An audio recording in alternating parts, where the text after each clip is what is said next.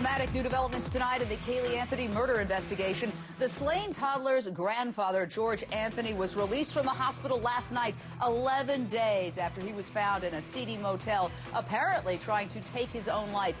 Wife Cindy Anthony picked him up and reportedly brought him straight back home. His lawyer says his therapy will continue on an outpatient basis, and it begs the world to give this man privacy. But will he get it? Should George really be headed back to that madness this soon, or should he get the heck out of Dodge? We will discuss that. Plus, the public relations firm for Casey Anthony's defense says it's being paid by an unidentified family. Who is this family? And could they also be paying for Casey's high-profile defense team? And finally, more questions about a memorial service for little Caylee. Where exactly are the remains right now, and when can we expect a proper memorial? So much to get to tonight. Give me a holler. 1-877-JDM says. That's 1-877-586-7297. But first, I want to bring in my fantastic panel. Sharon Lyko, a family lawyer and criminal defense attorney, plus Dr. Gaby Cora, psychiatrist, and Paul Callan, criminal defense attorney and former prosecutor, as well as Amy Green, a freelance journalist who has covered this case for the Associated Press. Amy, what is the very latest? Well, Jane, the headline today is that George Anthony, as you know, is home from the hospital. He was hospitalized 11 days after he sent text messages to family members indicating he might commit suicide. Cindy picked him up at the hospital yesterday evening and brought him home. He's home now. The family's attorney says that he's doing well and asks for privacy from the media and from the public. Now, we know that little Caylee's remains were found almost 2 months ago, and she still has not been properly laid to rest. This leaves the big question, where exactly are the remains? We actually wanted to put an end to that speculation. We reached out to the Anthony family lawyer to clear it all up. This is what he said.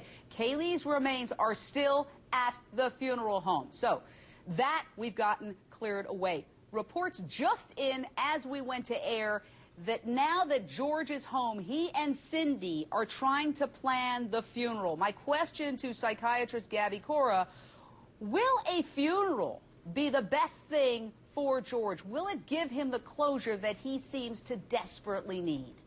Well, closure is extremely important for anyone who has gone through such a terrible and catastrophic-like event. In this case, this gentleman has faced very devastating losses, not only of his grandchild, but also of his daughter. And now he has to recover through this very difficult situation. So the funeral can give him some, solace in all of what he's going through right now. You know, I have to ask about this whole reason why the remains have not been released from the defense to the family for burial. And part of it, Sharon Lyko, is that they're waiting for all the forensic discovery to come in from the prosecution. The defense says they want to look at that forensic discovery before they hand off the remains because they might have to do some new tests. But isn't that a process that could take months given the complexity of this case? Well, yes and no. Once the results come back, I mean, there's only certain tests that they're probably going to want to do. So it's not going to take that long for them to make that decision. They just want to make sure that they have all of the information they're going to need. I think once the reports come back from the prosecution, they ought to know within a couple of weeks what other follow-up. That's what I'm saying, a couple of weeks. I mean, the thing is, Paul Callan, that this entire community and indeed the nation has been so emotionally invested in this case and this tragedy of this beautiful little girl who sadly was found murdered with duct tape over her mouth, that a lot of people are clamoring for closure in the form of a funeral and a memorial service. There's going to be a public memorial service. There's going to be a private funeral. There's a lot of controversy surrounding it, and everybody's saying it should be rushed. It should be rushed. But think about this for a second. JonBenet Ramsey was buried 5 days after her body was found, according to all the reports that we checked tonight. Now, that is an unsolved case. It's perhaps the most famous unsolved case in the nation. So, Paul, maybe waiting isn't a bad idea, given that she was buried very quickly and the case was never solved. Yeah, you know, Jane, I agree with you. I think that waiting, I mean, it's a sad thing for the family. It's a sad thing for the country watching this. But bear in mind that examining the remains is very, very important for the prosecution, but also for the defense, because one of the key things here is estimating time of death. Was Caylee killed in June before her mother reported her as missing? This examination is a complex examination that has to be done by pathologists. There are also botanists involved because they're looking at some of the vegetation that seemed to be intermingled with the remains. It's a complex process. And you know something? The prosecutors don't want the defendants to come in later on and say, hey, we didn't get a chance to examine the remains, and therefore a jury can't trust the estimation of when the body was found. So let's let the experts do a thorough exam here. We've got a murder trial on the horizon, and we want to make sure the right person is convicted. Yeah, and it's far on the horizon. We heard in recent days, listening to courtroom chatter, that this trial is not expected to get underway till at least the end of this year, possibly next year, which is really a long time to wait for the ultimate closure, which is the determination of guilt or innocence of Casey Anthony. You know, there is so much mystery still surrounding Jose Baez's spokesman named Todd Black. I say that in quotes. Press Corps Media, his peer firm, released this statement. You got to follow this very closely because it's all very complicated, guys. We assigned security names for insurance and security purposes, as with Todd Black, a security name which has been used in rotation by 3 different staff members on this case. Now, some published reports are claiming that one of the 3 Todd Blacks is a guy named Gil Cabot. That has not been confirmed, and I want to make that clear. Cabot, though, was convicted of attempting to extort $30,000 from a television journalist by threatening to publish nude photos of her in a magazine. Now, Press Corps Media had this to say. Whether Mr. Cabot also participated in that rotation makes no difference. My question to you, Sharon Lyko, is, does it make a difference to the defense team's image? If one of the 3-headed Todd Blacks is confirmed to be Gil Cabot, would it matter that an ex-con is speaking on behalf of Casey Anthony's lawyer? No, let's remember the trial is about the murder of this girl, not about the validity of the defense team. This has gone completely wild. I mean, who cares? So what? If he was the private investigator for the defense team, yeah, then you'd care, because the credibility of that person in that firm would either annihilate you or help your case. So he's the spokesperson for Mr. Baez. Mr. Baez made a bad choice. You know, I have to disagree with Sharon. Doesn't matter. I have to disagree with Sharon very strongly on this. You know, if Baez was putting together a good defense, the thing he's trying to do is convince the public of the innocence of his client. You don't convince the public of. You don't convince. This is not a trial to the public by the media. It is because that's the problem in society. Let Paul TV needs to be removed from the courtroom. Because jurors are selected from the public. The pool is a public pool, and ultimately he's looking to convince jurors that his client's innocent. And you don't do that by hiring a convicted felon to do the PR for your client. So I'd be a little careful about what PR agency I'm hiring. Well, look, let me just say this, Sharon. I agree with Paul. Now, Jose Baez was asked about all this, and he said, quote, Todd Black still works for us, and he has done, in my opinion, a very good job. He's still referring to him as one person when we already know he's 3 people. That doesn't do a lot for Jose Baez's credibility. And I've defended Jose Baez many times. On this, I think he's got a problem. Yeah, but the case is not going to be determined as to whether the guilt or innocence was proved by the media. Of course not. But if you're going to hire, a PR firm, let's hire.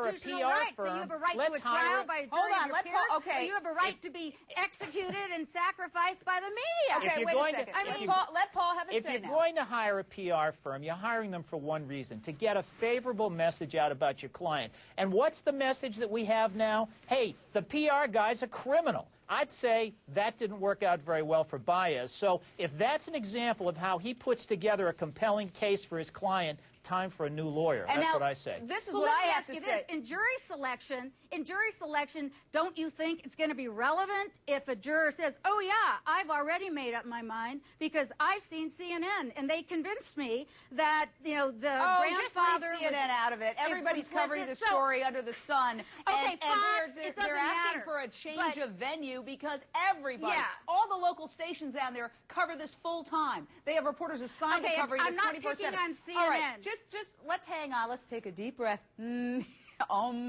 Stay right there. We have so much to talk about here. Don't forget, Nancy Grace will have the very latest from the Caylee Anthony case. She is up immediately following this program at 8 p.m. Eastern. And, of course, we will have much more on the Caylee Anthony case right here on Issues. What's your take on all of this? Give me a holler, 1-877-JVM says. That's 1-877-586-7297. And let me know what you think of the mysterious Todd Black alias.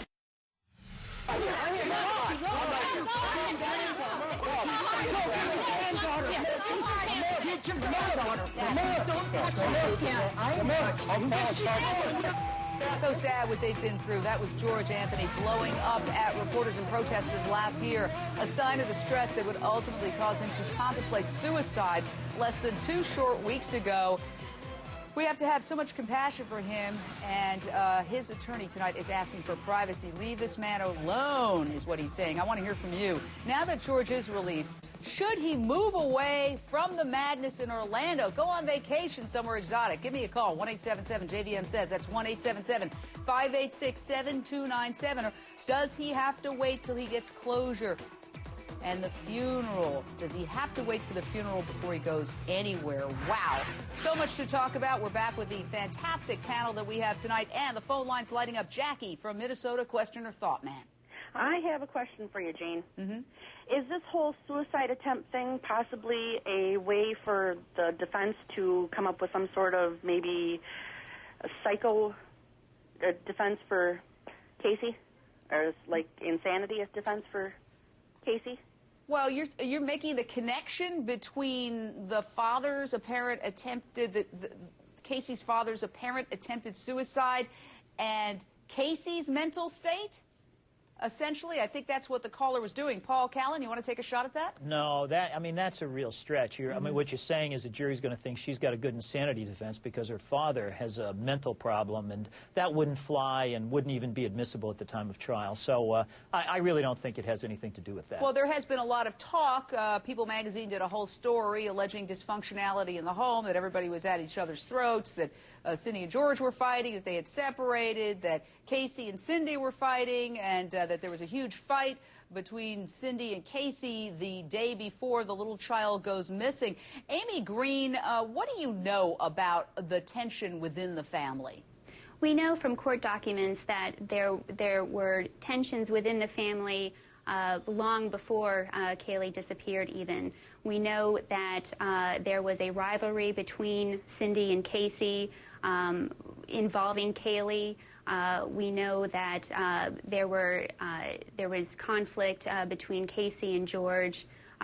This was a family with a lot of conflict.